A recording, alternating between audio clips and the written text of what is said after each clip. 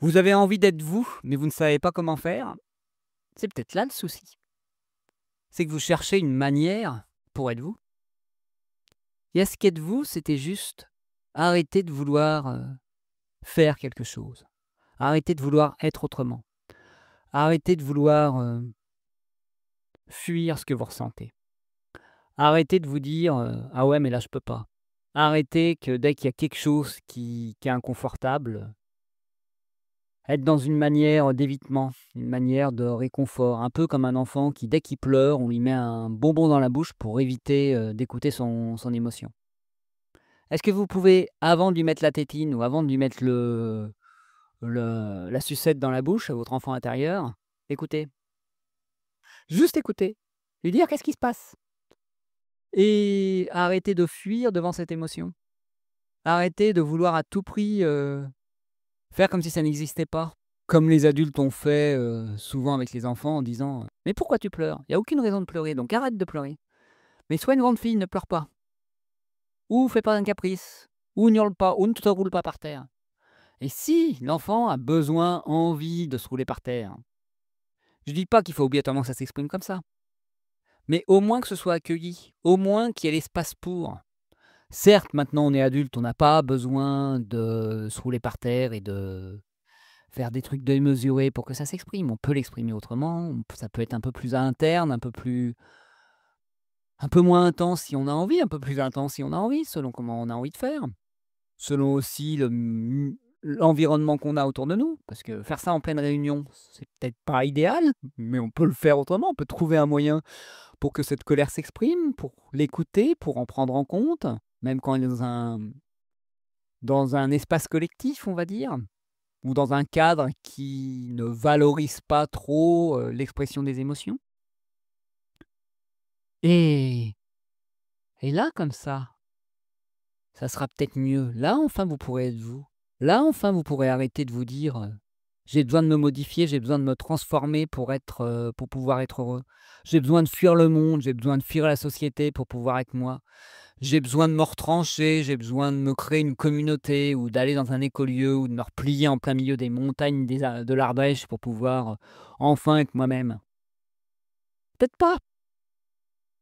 C'est peut-être que vous vous racontez qu'il faut obligatoirement un contexte où tout le monde vous accepte pour pouvoir être vous. Est-ce que vous pouvez accepter de déplaire? Accepter de ressentir, l'émotion de l'autre? Accepter de ressentir que l'autre n'est pas d'accord avec vous? Accepter de ressentir, ce que ça fait, de vous sentir exclu, de vous sentir rejeté? C'est pas grave. Là, aujourd'hui, j'ai enregistré une vidéo, j'ai pas réussi à la publier du premier coup.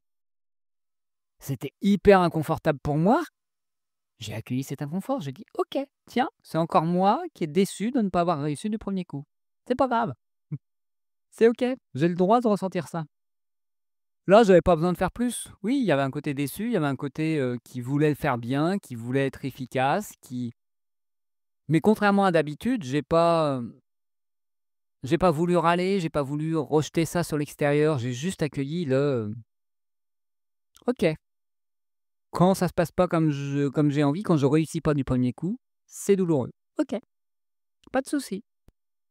On accueille, on voit ce que ça donne et au bout d'un moment, peut-être que j'aurais eu un éclaircissement sur, le besoin, qui a besoin d'être nourri, ce que j'exprimais dans l'épisode précédent. Mais donc arrêtez de vouloir, savoir comment êtes-vous. Là, je vous donne entre guillemets «une méthode», mais il y a pas à la faire. Il y a juste à trouver comment vous pouvez être vous. Et le meilleur moyen pour ça, c'est, prendre du temps avec vous. Donc lâchez les téléphones, lâchez les fuites, lâchez les comportements automatiques et juste prendre un moment, face à vous.